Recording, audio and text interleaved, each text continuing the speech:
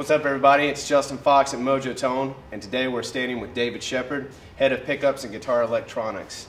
We'd like to talk a little bit about Mojotone's vintage taper guitar pots they're selling. David, what can you tell us about them? So there's a lot of options these days with potentiometers. Most everything out there is either audio or linear taper. CTS is a manufacturer for us. They make these for us to our specification.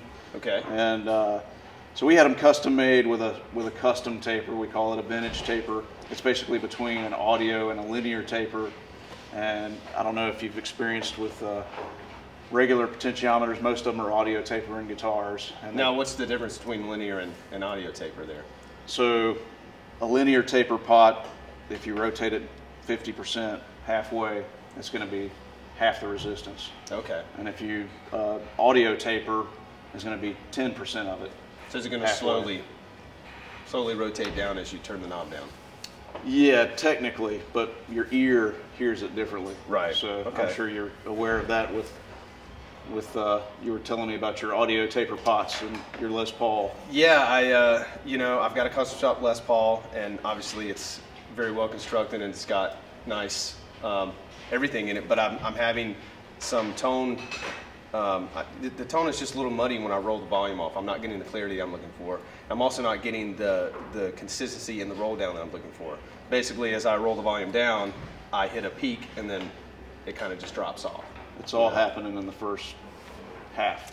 7 or 8, yeah. Yeah. Once I roll it past below 7, yep, I'm kind of dropping off, and I'm not getting what I need out of it as far as clarity goes. Right, so. right. So this may be something that could remedy that for me. Absolutely. That's what we designed it for, so that you get that smooth roll off. You don't immediately lose your high end as you roll it back. It's just much more pleasing to the ear when you roll the volume back. So I'm noticing these aren't as tight on the rollback as well. The pot itself is not as hard to turn. It's kind of a nice smooth roll there. Is that something that was intentionally done? Yes, we had them built with a super low torque. Low tolerance on there, huh? Yeah. And these are 250, so you got, do you have anything besides 250 and 500? Right now we're doing 250 and 500K. The 500K has the short shaft and the long shaft. Mm-hmm. The 250K we have in solid shaft or split shaft, and they're designed to go through like pick guards or control plates. Yeah. They don't have the longer bushing on it, and they're all for USA spec knobs, so like your 24 knurl knobs or your 1/4 inch set screw knobs. Very nice. Yeah. Now, do these? So when they do the measurements on these, how close are they to the measured resistance of 250 or 500? They're all within 7%. Most of them are all within, 5%. Now, is that something you're not going to typically find with kind of your standard pot and a guitar? Right. Most of the manufacturers do. You'll see CTS in a lot of really nice guitars, but they're 20% tolerance. Yeah, I've heard a lot of players say that they bought, they tested the pots in their guitar and they looked at the resistance. They said, okay, these are supposed to be 500K pots. I'm getting 450. Yeah, right? and that's the thing. Not all CTS pots are the same.